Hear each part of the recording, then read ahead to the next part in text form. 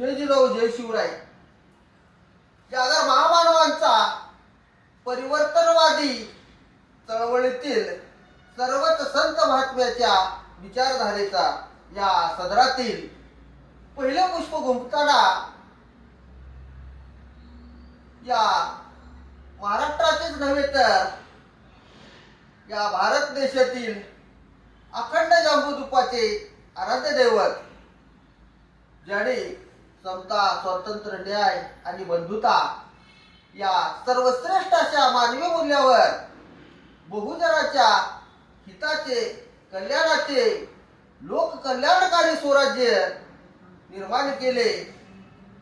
आपल्या बुद्धीच्या, बळाच्या, शौर्याच्या, संघटन कौशल्याच्या, पराक्रमाच्या, त्याचबरोबर जगामध्ये सर्वात प्रगत असलेलं युद्धतंत्र गनिमिकावा याच्या बळावर महाराजांनी जगतवंदनीय स्वराज्य निर्माण केलं. त्या रयतेच्या राजास, जाणता राजास आणि स्वराज्याच्या निर्मात्यास त्रिवार वंदन करतो, कोटी कोटी प्रणाम करतो आणि मानाचा मुद्रा करतो. मायबापो, क्षत्रिय हारला म्हणजे देश हारला या धार्मिक संकुचित नियमावलीमुळे आपला भारत देश मुघलांच्या, डचाच्या, फ्रेंचाच्या आणि इंग्रजाच्या अशा विविध परकीय सत्तेच्या पारतंत्र्यामध्ये सुमारे 15 वर्ष राहिला आणि या संकल्पनेलाच छेद देणारे छत्रपती शिवराय यांनी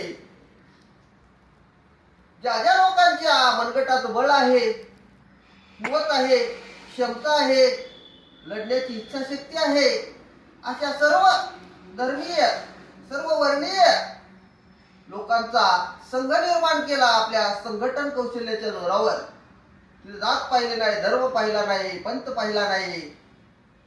जे जे लोक स्वराज्यासाठी उभे राहणार आहेत ते सर्वच मावळे या संकल्पनाखाली एकत्रित करून मध्ययुगीन भारतामध्ये एक नवीन क्रांती केली. अर्थातच 1500 वर्षाच्या भारत देशाला स्वातंत्र्याची नवी पहाट देणारे मध्ययुगीन भारतात उगवलेला स्वतंत्र सूर्य म्हणजे छत्रपती शिवराय